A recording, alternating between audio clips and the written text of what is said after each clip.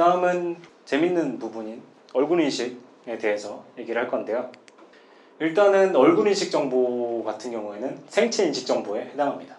생체 인식 정보란 뭐냐? 2007년에 키사에서 만든 바이오 정보 보호 가이드라인에 의하면 지문, 얼굴, 홍채, 정맥, 그리고 목소리, 그리고 사인 이런 것까지 포함해서 개인을 식별할 수 있는 신체적 특징이나 행동적 특징, 그리고 이거를 특별하게 식별 가능하도록 가공된 정보, 그리고 또 가공되지 않은 원본, 로우 파일 이런 것들을 포함한다라고 이제 한 바가 있어요. 또 바로 최근에 2020년 8월 5일에 개정된 개인정보보호법 시행령에 의하면 개인의 신체적, 생리적, 행동적 특징에 관한 정보로서 특정 개인을 알아볼 목적으로 일정한 기술적 수단을 통해 생성한 정보라고 하고 있습니다. 이게 다 뭔 말이냐?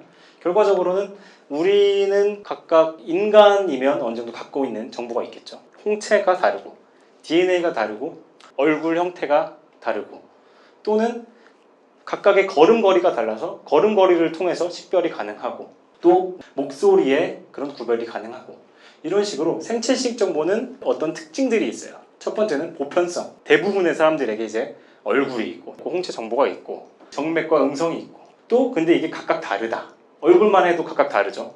그리고 불변성.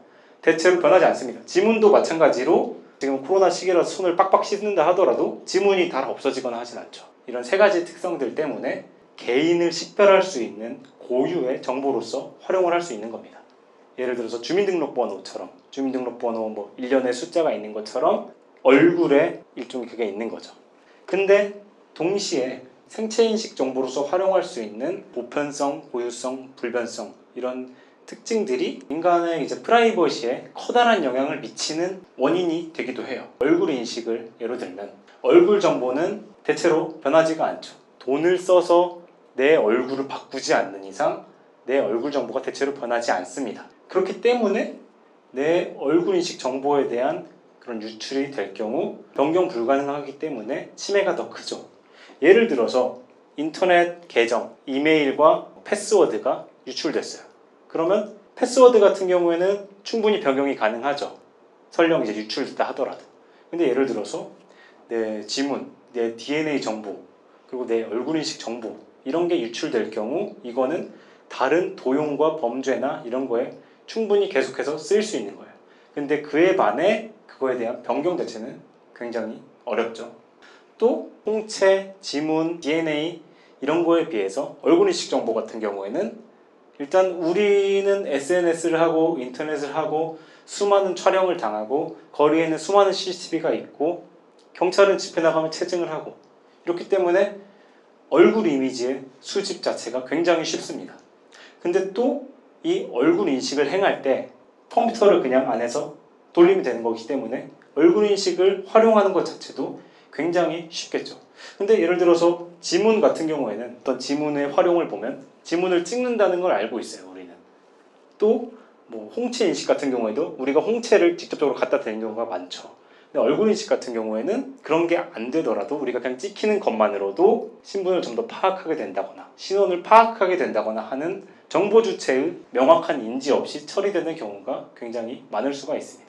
그렇기 때문에 침해 요소가 일부분 더 크지 않나 라고 볼 수 있고요. 일단 얼굴 인식 정보를 기술적으로 좀 더 살펴보자면요. 크게는 쉽게 말하면 세 가지로 나눌 수가 있어요.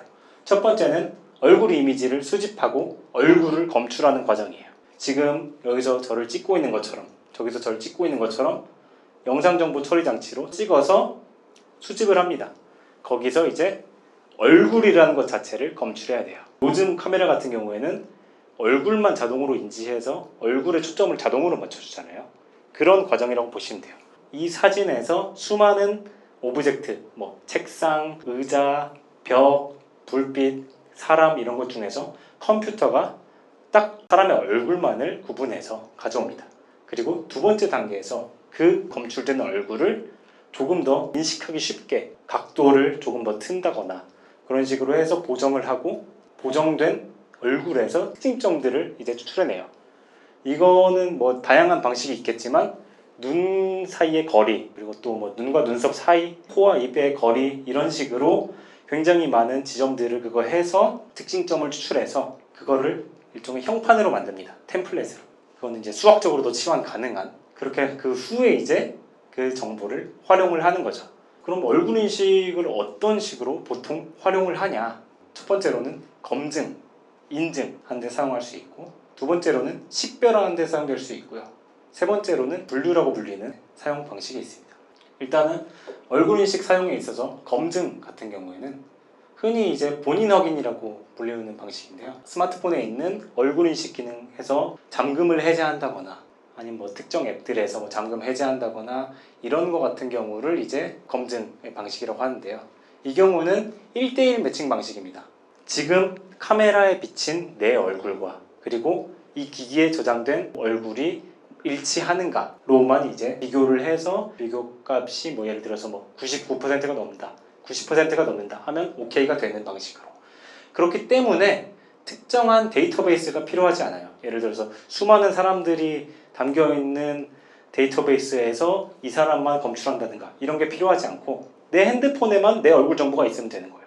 또는 이제 활용 사례에서 보면 공항에서 출입국 검사를 하는 경우에 일부분은 데이터베이스를 통해서 하는 게 아니라 내 얼굴과 내 여권 사진, 내가 제출한 여권 사진이 일치하는지 이런 거를 판단하는데 이제 보통 사용되는 방식이라고 할 수 있겠죠.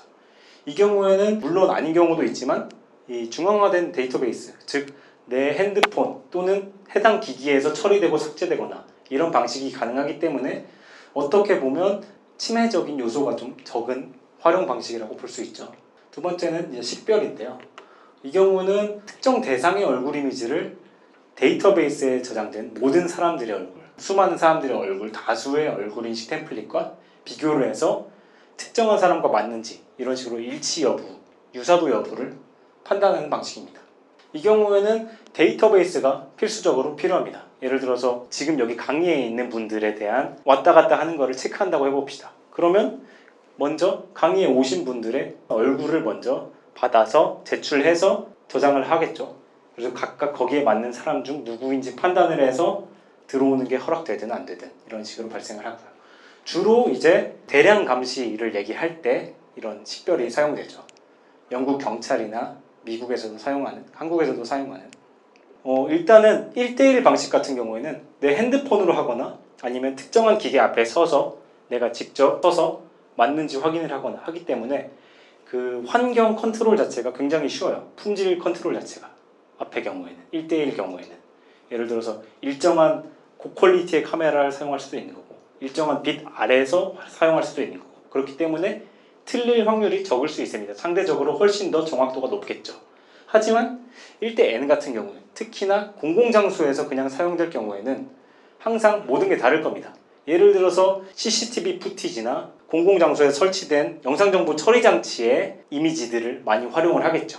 근데 그 경우에는 말 그대로 날것의 환경이기 때문에 완전 햇빛이 쬐거나 또는 어떤 날은 비가 내릴 수도 있고 어떤 날은 그림자가 굉장히 비칠 수도 있고 파악을 하고자 하는 인물이 모자를 쓰고 있을 수도 있고 안경을 쓰고 있을 수도 있고 이런 거에 따라서 각도가 달라질 수도 있고 이런 거에 따라서 오류 발생 확률이 굉장히 또 달라집니다.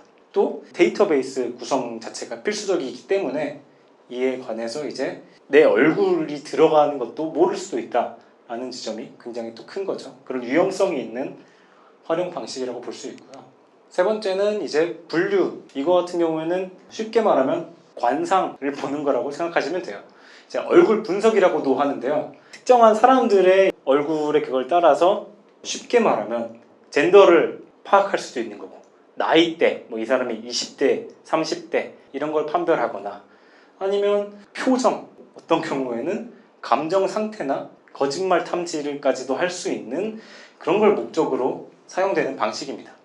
문제는 이게 일종의 과학적이지 않다라는 연구와 비난과 논란들도 굉장히 많다는 거죠.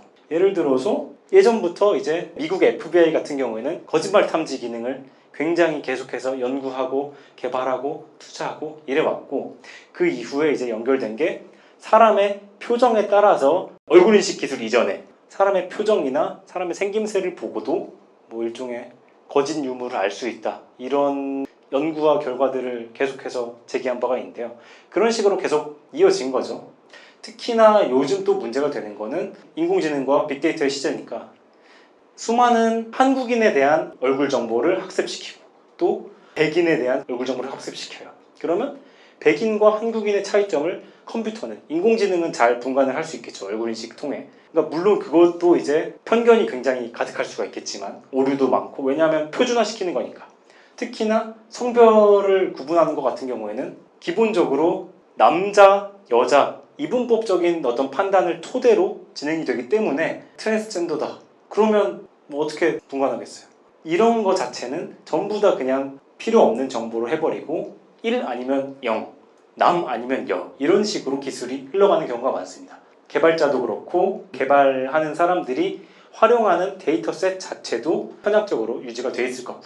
문제는 그런 걸 설령 잘 밝힐 수 있다 하더라도 정말로 인공지능 기술이 잘 발달해서 뭐 성적 지향, 정치적 성향, 어디에서 왔는지, 어떤 인종적 기원을 갖고 있는지 이런 걸 잘 분간하게 될지라도 굉장히 또 문제가 될 수 있겠죠. 그냥 이 사람을 프로그램에 돌리는 것만으로도 이 사람의 모든 정체성을 알아버리는 것, 이거는 현실이 되더라도 굉장히 논란의 여지가 큰 기술이라고 볼 수 있습니다. 문제는 그럼에도 불구하고 이런 것들이 이제 요새 이제 엄청나게 핫한 인공지능 면접에도 활용이 되고, 출입국 관리, 예를 들어서 유럽 같은 경우에는 이 사람이 어디로 국경을 넘는데 이 사람이 진실을 말하는지 아닌지 유무를 판단하기 위해서 사용을 한다거나, 이런 식으로 굉장히 많이 사용되는 거예요. 오른쪽에 이거 같은 경우가 인공지능 면접에 관한 건데요.